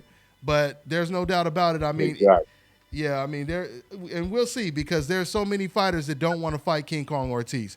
I mean, you had what's his name, and I understand Price's situation. I think it was Price, not Price. What's it? Joyce is it Joyce? He was saying that he wanted to fight. Joyce is the one that just knocked out my Haitian. What's Joyce? What's Haitian? I know. Bermain Stavern. Stavern. Yeah, he just beat him, right? And then he said that he wants either who did he say? He said he wants either King Kong or he said he wanted someone else. He didn't want none of the top guys, I don't think. Yeah, and once he said he wanted King Kong said I'll take the fight. And then that's when they said they're not going to go that route. They're going to fight someone else, which I understand. I mean, it is premature. It's probably premature. It's probably premature for Joyce to get in there with somebody like King Kong, you know. Yeah, it is, man. But I look at Ortiz and Wilder the same way I look at Spence and Bud, man. All the people up under them want them to knock each other out. You know what I'm saying? Everybody, all the welterweights, they'll rather see Bud Spence go at it and one of them beat the other one, then they'll face whoever wins. You know, that's the same with Ortiz and Wilder and stuff. Wilder already beat him, man, and I'm nervous about Wilder doing that again. You know what I'm saying? Not saying he can't do it, but still, that's, you know. But let me say, Ortiz is always a danger for any heavyweight out there. Oh, no doubt. But I will say, you know, let me play, you know, Dillian White's advocate. There is nothing wrong, though. I still would like to see the Wilder fight, the Wilder versus White fight, though. So, I mean, I could see this from both ends, honestly. I mean, yeah, no doubt about it. Dillian White, he should have took the Ortiz fight. That would have put him in position to where he would have damn near been the mandatory for both, you know, Joshua and Wilder. But at the same time, I would definitely rather see Wilder versus White than Wilder versus Brazil. You know what I mean? So I see it. Well, I see it both well, ways. You know, a year ago. But with me saying that, though, understand this though. Deontay Wilder, he wants to fight Tyson Fury. He wants to fight Anthony Joshua. So it's not like, just to make this clear, it's not like he's turning down. Right. It's not like he's turning down the best fighters to fight weaker opposition. He's fighting Brazil because he couldn't get the Joshua fight. Go ahead, man. Well, you know, hold on. You know, Brazil offered to fight Dillian White because they were saying Brazil was the mandatory, and they were saying White was number one, the WBC. So Brazil offered to fight Dillian White for the next shot, and White chose not to fight. Did you know that?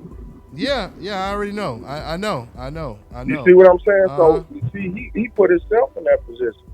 Yeah. You know what I'm saying? Yeah, well, no doubt about it. No doubt see about what it. I'm saying? Like I said, the Ortiz. I mean, bottom line, once again, the Ortiz fight that would have put White in a position to get the Wilder fight before Wilder even said fight him first. But anyway, yeah, let me go ahead and wrap this up, man. Thanks for calling in. All right, man. Appreciate you, Dante, as always, brother. Likewise, family. Thanks for calling in, man. All right, man. Later, man. Yes, sir. Okay, now I see there's a decaf. You know, I was about to pull out. I was about to get up out of here, but I'm gonna see if I could get this decaf on the phone before we get up out of here. Where is he at? Okay, Low Place. I'm gonna let him call in, y'all. Low Place. Low Place. You put your area code. Put your area code in the comment section. I'm gonna let you go ahead and call in. He's talking real bad about Terrence Crawford. He obviously doesn't like the fact that Terrence Crawford is considered pound for pound one of the best fighters in the world. So let's go ahead and get him. I ran into Terrence the other day, actually. Oh, did you? Where at? in Reno. I went to the so Reno was hosting the national title for he was out collegiate there. boxing. For what? For what boxing? So Reno was hosting a national title for collegiate boxing, and simultaneously they were hosting like a wrestling tournament in Reno, and I believe his son is one of the top wrestlers in the country. So he happened to be there in Reno over the weekend, and I ran into him over there. Yeah. Nice. Man, that's cool. What did he? Was he? And I'll tell you, he's in shape. Oh yeah. Oh, he don't play Ready. around, man. Yeah, he don't play around. Yeah, he don't play. So I mean, so low place. Are you gonna call in? Now this is 80% of the time, people be sending all kind of messages, talking all this kind of stuff. I want smoke. And as soon as I call a name out, I don't see no comments for at least a good 2 minutes. And it seemed like they start talking to their homies because they probably in a room with a gang of people, a gang of decafs, and they like, man, hey y'all, he responded to me. What should I do now? You know, and they like, let's think about it. You know, let me see. Hey, low place, put your area code in the comment section. Are you still there? We holding up the show for you because we was about to wrap it up. But since I see low place, let me see. What did it say? My number shows up as blocked. Okay, let's see. Is he called? Okay, he called in. We got low place. Hold on, y'all. Okay, so this is low place, man. Hey, give me your name and where you calling from, man. My name is Low Place. I'm calling out the South, man. I'm down here in the South, and I think it's real funny that y'all hyping this dude when he ain't fight. And I'm talking about Terrence Bud Crawford. Y'all out here being Bud Heads, Bud Lights, Crawfish, Budweisers, all this fanboy shit. When this boy ain't fought nobody. And just a fight ago, he fought a nigga with a bullet in his knee and got slapped in his face all the way up into the 11th round. And I'm supposed to him, okay, just because him and Errol Spence meet up face to face. And I hear this man say, ain't no Keith Thurman shit over here. I'm like, nigga, Keith Thurman been in the ring with niggas you supposed to bend up for. You offering Keith Thurman easy work fights. What you talking about? Keith Thurman, a unified 147-pound champion. Hold on. Wait. Let me, before we even get to Keith Thurman, because it's going to be a whole lot to talk about. I got a lot to unpack. Let's go in. Wait, yeah. But before we go to Keith Thurman, let's go back to the bullet. Actually, I'm an Errol. Let's go back to the bullet in the knee. Okay. Let's go back to the bullet in the knee when it comes to Jose Benavidez. So do you think, how do you think Jose would have fought if he didn't get shot? How do you think he would have? I'm just saying. Look, Dante. I don't rate Jose. But you're saying that's an excuse. But yeah, let me explain. I seen Jose rob Mauricio Herrera. I seen him rob Francisco Santana. I knew he wasn't shit. But how do you think? No. But you talked about the bullet, though. Do you think? Yeah, do you think? Yeah, he got and the. Wait, but I'm asking. So you making it even worse. Making it even worse. My guy had a bullet in his knee and he garbage. And he was. I'm asking you a question. Wait, he garbage?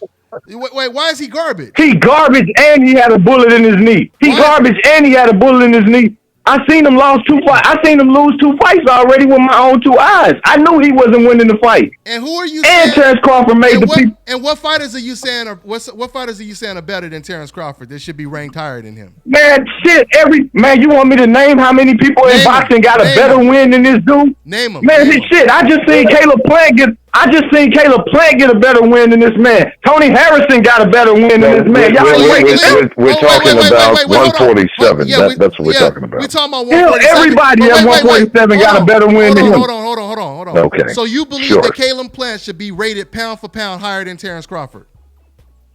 Man, look, if it's quality over quantity. So it should be. I am. I'm giving you the answer. If it's quality over quantity, if it's quality over quantity, hell yeah.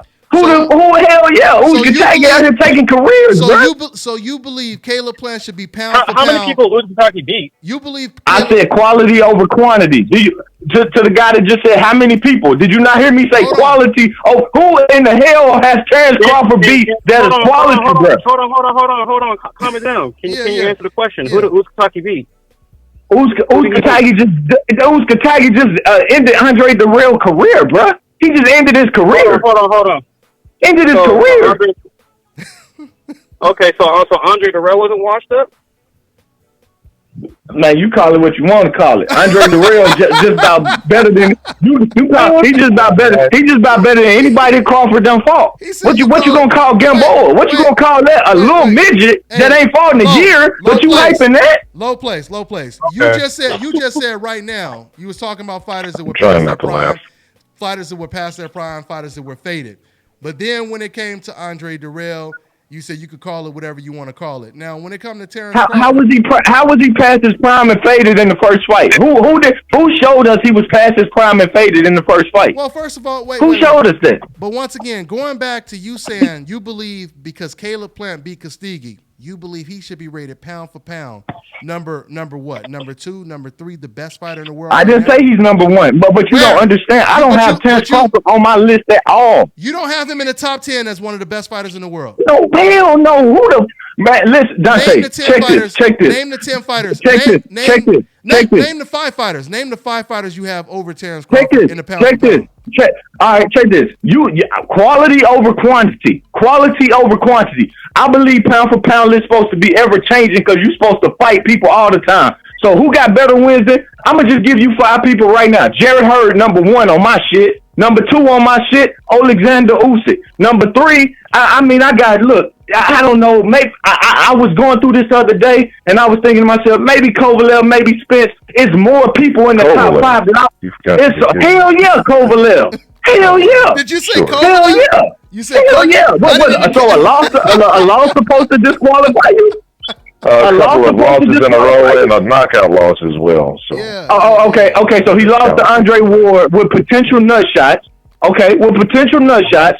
In the first fight, everybody thought he won, and then he knocked out a guy that knocked him out. So now you're taking credit. Now you're taking credit from Andre Ward. You saying that wasn't a real win because shit. Andre Ward took credit from himself. He refused to unify with Adonis Stevenson after they rewarded him titles on nut shots. He discredited himself. The hell with him. I'm just letting you know. He discredited himself. Okay. You on some? No. You heard my list. Don't act like it's a black thing. Okay. Jared Hurd number 1 on my list, bro. Hold on. I said Jared Hurd number 1 on my list. Like I said, don't act like it's a black thing. But you were just talking about Andre Ward. You was taking the credit away from Andre Ward. Before you was took credit away from Terrence Crawford. Once again, let me ask you this. When Terrence Dante, hold on. Is Jared Hurd black? Is Jared Hurd black? Of course he black. Okay, don't make it a black thing. No, don't make it like I'm a black coon or a black hater. You brought that up because that's what you're thinking about. But you bringing them up. Yeah, your moniker. No one's telling you at home, my man. No, but that's your moniker, though. That's your moniker. That's your moniker. When somebody points. But why address it though? If nobody is. But that's your moniker. I know you. I've been watching you ever since Margarito Pacquiao, I believe. I know your moniker. But that's how you feel about yourself, though, because you wouldn't have brought it up, though. Because if you felt no, but I know your moniker, bro. I know your moniker. But you don't feel I know your moniker. But listen, hold on, Jay. But you don't feel you. Low. No, I feel you a decaf if you hyping Terrence Crawford. You don't feel you a decaf, right? You don't feel you a decaf, right? You don't feel you a coon, right? Okay. You don't feel you a coon, right? You don't feel you a coon, man, right? no way, no how. No way. I'm hyping fighters that done fought somebody. Quality over quantity. If you know you're not a coon, just like I would tell a racist. If you know you're not a racist, you don't have to voluntarily tell somebody, hey, and by the way, guys, I'm not a racist. If you know, I'm just letting you know your moniker. If you know you're not a coon, and you know that's my moniker to expose coons and all that kind of stuff, then you should automatically be like, well, shit, I know I'm not a coon, so I know Dante not talking about I already know that. I already know that. I'm just trying to let you know that moniker don't work in this area. So you don't have to address it. All right, we ain't got to address it then. But address this. How the hell can Terrence Crawford be pound for pound number 1 over a person like Jared Hurd? How in the world? This man done fought Lara. This man done fought. Hold. No, let me answer your question. Because if we can't go back and forth, we can't have a conversation. Let's just break this down. Okay. If you're comparing Jared Hurd, I got a lot of respect for Jared Hurd. But if you're comparing accomplishments, and let me finish. Remember, compare Terrence Crawford to Jared Hurd. Terrence Crawford has moved up in weight. He's moved up multiple weight classes. That's something Jared Hurd hasn't done yet.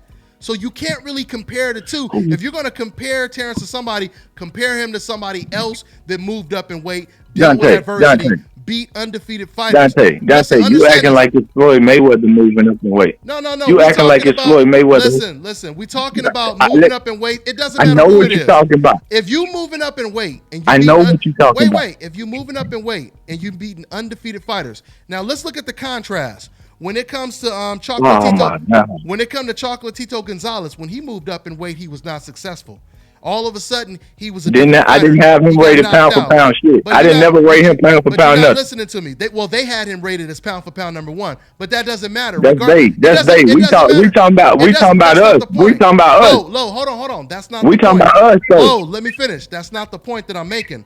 The point that I'm making is, regardless if you had him at the bottom of the list, at the top of the list, when you see other fighters move up in weight and they're not successful, as opposed to someone like Terrence that is successful, that shows you how special he is. It's not easy to move up in weight and be undefeated champions. When Terrence Crawford fought against hold on. Let me say who is he fought, Dante? Who is he fought? Victor Postal. What about who Victor is he Postal? fought? You know Victor Postal. You know people say, bro. Hold on. Victor Postal, the guy that got the. The guy that got what? Oh man! The guy that got what? The guy that fought. The guy that fought Matisse. I'm gonna give you Victor Postal. I know my Victor Postal. My guy that fought. My guy that. Hold on. Go ahead. He knocked out Matisse when Matisse. My guy that fought. You say go ahead. You say go ahead. My guy fought Lucas Matisse with his eyes already messed up. Lucas Matisse was finna quit in the Provodnikov fight, even though he won the early rounds. Lucas Matisse is a quitter, okay? And then Victor Postal goes and fight a guy that's 13-0, okay. Josh Taylor, one of my favorite fighters in boxing right now. Let's go back to Lucas Matisse. Victor Postal got beat by a dude with 13 wins. Wait, you talking in hindsight. We have to go back to when. I don't care what I'm talking about, but what he doing? What did he do before this? You're not letting me talk, man. You're not letting me talk. Lucas Matisse was the favorite to beat Victor Postal. He was expected to knock out Victor Postal. You can't look back in hindsight and now say, "Oh, well, he's known for quitting." That's after the fact. That's after the fact. Can I give you Earl Spence words? The nigga basically beat Chris Algieri. He basically beat Chris Algieri. When he beat this dude, he basically beat Chris Algieri. And you telling me to praise this for what? Because the division weak and it's easy to make. Wait a minute. So basically, when you say who has Terrence Crawford beat, if I tell you he beat somebody, who has he fought? Not alone beat. No, beat because he's undefeated. So it's who is he beat? And we can't say who he fought because we know he calling out Errol Spence. He calling out Errol Spence. He calling out Keith Thurman. I'm keeping real with you. I'd rather have a fighter. I'd rather have boxing. All right. I'm gonna let dude go. I'm gonna let dude go because he just talking and he ain't making no sense. When you say that Caleb Plant, when you say and Caleb is my boy. That's my boy. That's my homie. I know him personally. Yeah, he's nice. You know he done been in my house and he done did my show and everything. That's my boy. But even Caleb will say, "Come on, man, you can't put me pound for pound over Terrence Crawford." You know, Caleb is just getting started. That's right. That's like me putting, like, for example, when Floyd Mayweather, when he beat Janelle Hernandez, that's like me saying that Floyd at that time is pound for pound the best fighter in the world. Floyd didn't become pound for pound after he beat Gennaro. Floyd had to beat Gennaro. He had to beat Diego Corrales. He had to beat Angel Manfredi, Castillo. You know what I'm saying? That's when he became pound for pound. You can't just ignore every single thing Terrence Crawford did in his entire career and say Caleb's one win over Castighi is bigger than anybody that Terrence ever fought. And guys, I'm going to say this, man. It sounds ridiculous when people keep trying to, because of course he was using these decaf talking points. Oh, he fought a midget and et cetera, when it come to Gamboa. But yet, when it comes to Gamboa, that was one of Terrence Crawford's toughest fights. You know what I'm saying? If these fighters, if they make the weight and you give Terrence Crawford and you say he's a midget and he's small, so how is it possible that a smaller fighter is the only guy to this day to actually hurt Terrence Crawford when the bigger guys haven't even hurt him? You know what I'm saying? I mean, it makes no sense. So, I mean, clearly it was extremely personal with this guy. Nothing he was really saying was making any sense at all, especially when he went over to the Andre Ward point and he said, oh, yeah, and he got hit all in the nuts. Now he talking like he Jim Lampley or something. And it's funny because he kind of forgot about that jolting right hand prior to prior to anything else happening. Of course. That right hand sent Kovalev into La La Land. He was gone when he got hit with that right hand. Well, that and the pre-fight announcement from referee saying that hitting on the belt line was okay because the belt line was at this man's navel. So that was it would be considered a legitimate shot. Yeah. And even Roy Jones acknowledged that during the telecast and after. And he forgot to mention that Sanchez, right, that knocked out Kovalev, and Kovalev won, but he incorrectly said that Kovalev knocked him out in the rematch, which was, of course, inaccurate. I mean, Kovalev he has been stopped 2 times, especially with Alvarez. Alvarez put the icing on the cake when it came to Kovalev. He said somebody that has lost 2 of his last 3 fights by knockout, like you said. You know what I'm saying? Or not even 2 of his last, but he's lost 2 main big losses, right? And he said that guy is better. He said he should be ranked higher than Terrence Crawford. I mean, like I said, that's completely just being personal. He wasn't saying any. He was just, see, you got some of these cats, they just think if they talk over you, no matter what they say, it's the truth. You know what I'm saying? He could be over here, no, man, because 2 + 2 is 22 and all this other stuff and blah, blah, blah, blah, blah, blah, blah, blah. You know what I'm saying? Just because you talking over somebody don't mean it's true. You know what I'm saying? If we're going to have a conversation, let's talk about one point at a time. Don't just try to throw 30 things out at a time because I want to hit every single point. I want to respond to every single thing that you're saying.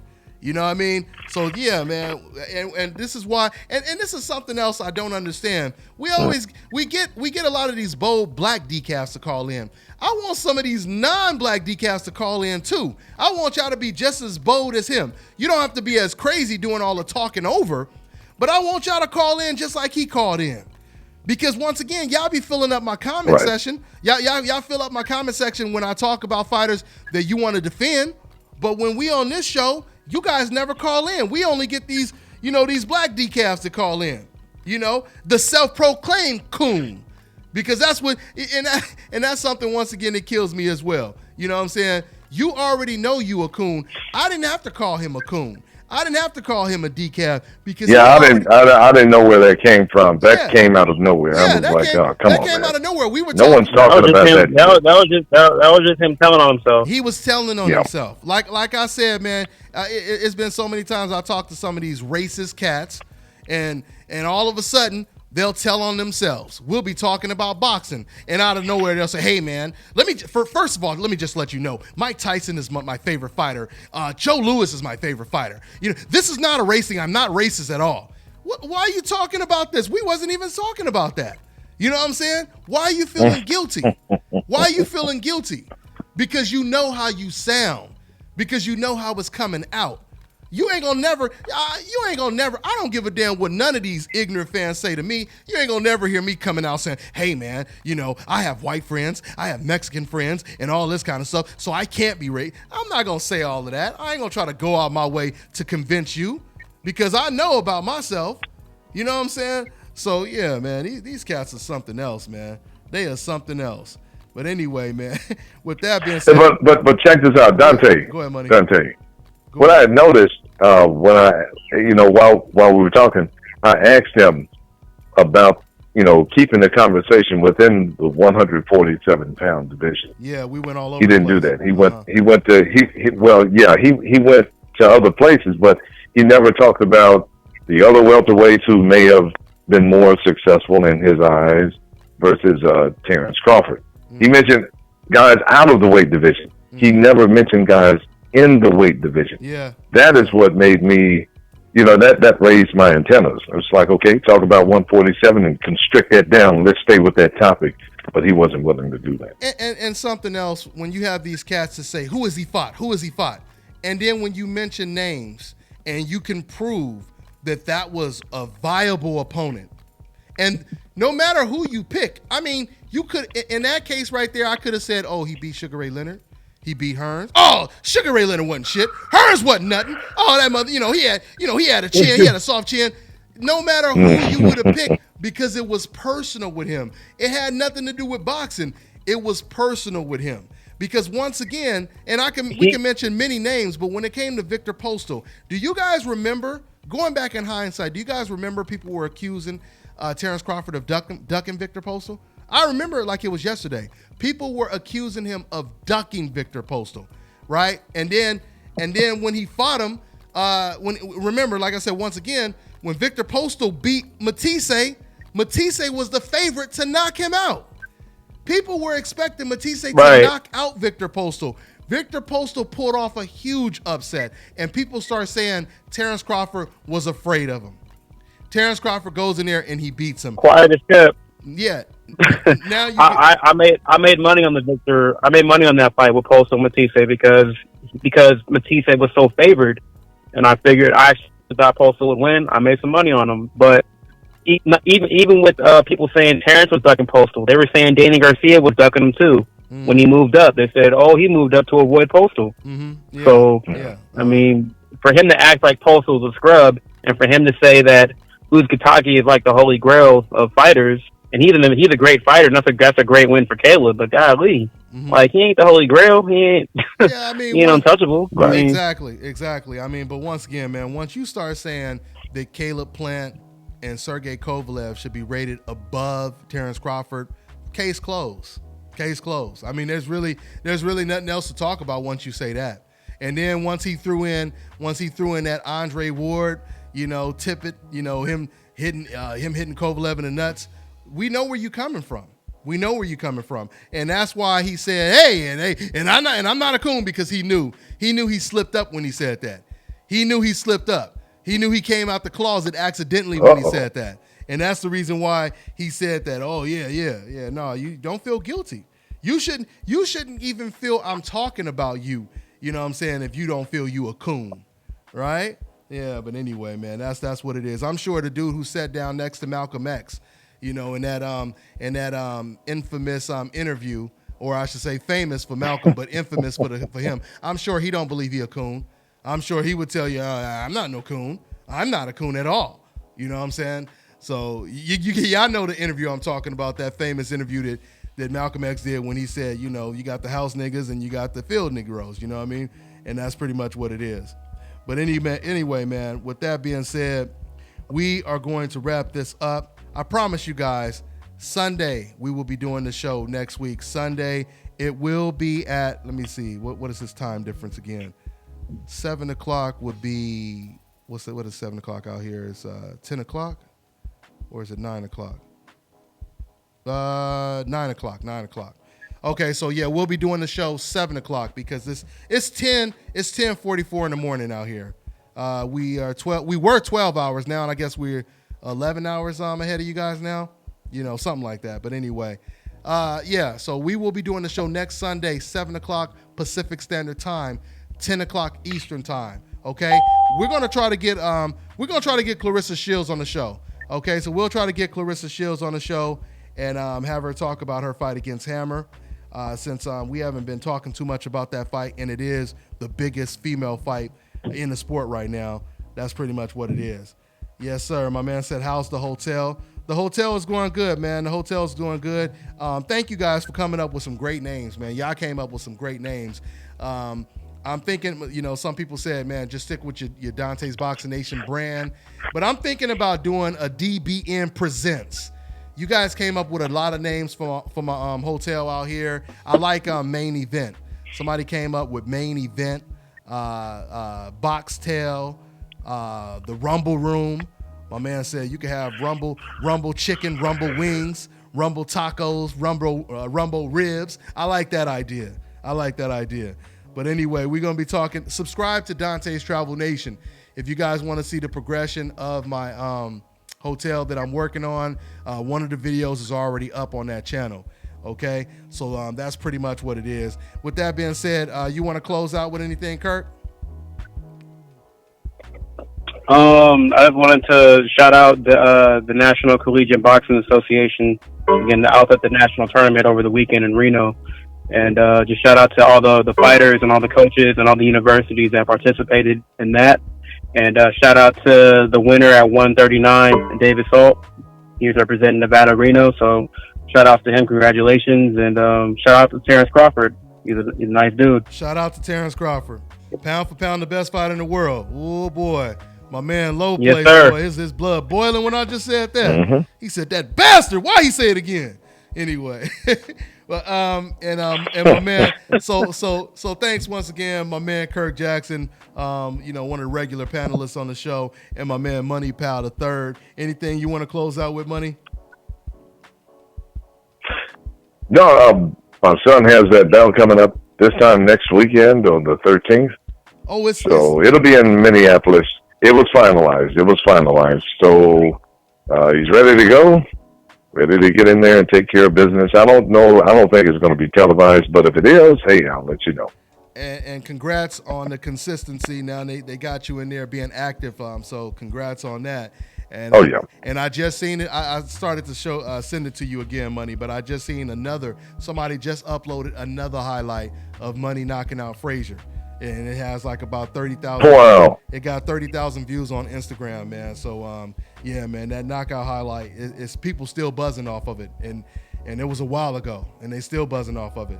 So that's pretty much what it is, man. Yeah. The dude, he was putting in the caption, he said something like, man, I just love the sweet science, because he was impressed with that counter right hand off that uppercut that Frazier had through. So, yeah, man, that's what it is. But anyway, guys, I'm going to go ahead and wrap it up. Thank you guys again, man, for joining the show and keeping it going.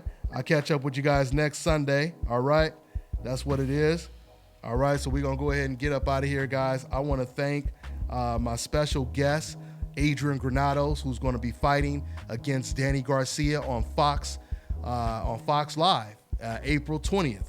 That should be a great fight. And thank you for everyone that called in, regardless if I agree with you guys or if I have to educate you. Regardless, I appreciate you guys calling in. None of this is personal. It's just boxing talk at the end of the day. So, for you decafs that are afraid to call in, don't be afraid to call in. It's just boxing talk. That's what it is, man. So we're going to get up out of here. Shout out to my sponsor, ashkicking.com. Y'all already know what it is. Hey, go check out that website, man, if you guys haven't checked it out, man. They got some really nice products, great deals, great prices. Have your house smelling all good. Have you all fresh and fly. Check out that website, ashkicking.com. That's what it is, y'all. So with that being said, man, we going to get out of here, man. You guys already know what it is, man. You know what it is. Hashtag Dante's Boxing Nation. Hashtag Decaf Busters. Hashtag New Media, baby. Hashtag Dante's Cooking Nation. Subscribe to Dante's Travel Nation. Subscribe to Dante's News Nation. All day, man, we getting it in, man. All the way from Las Vegas to BKK, Bangkok, Thailand. We out here in Pattaya, Thailand, man. It's going down like a plane crash. Always, man. I look forward to seeing you guys next week on Sunday. That's what it is, man. It's a nation, baby. We out of here. Yep.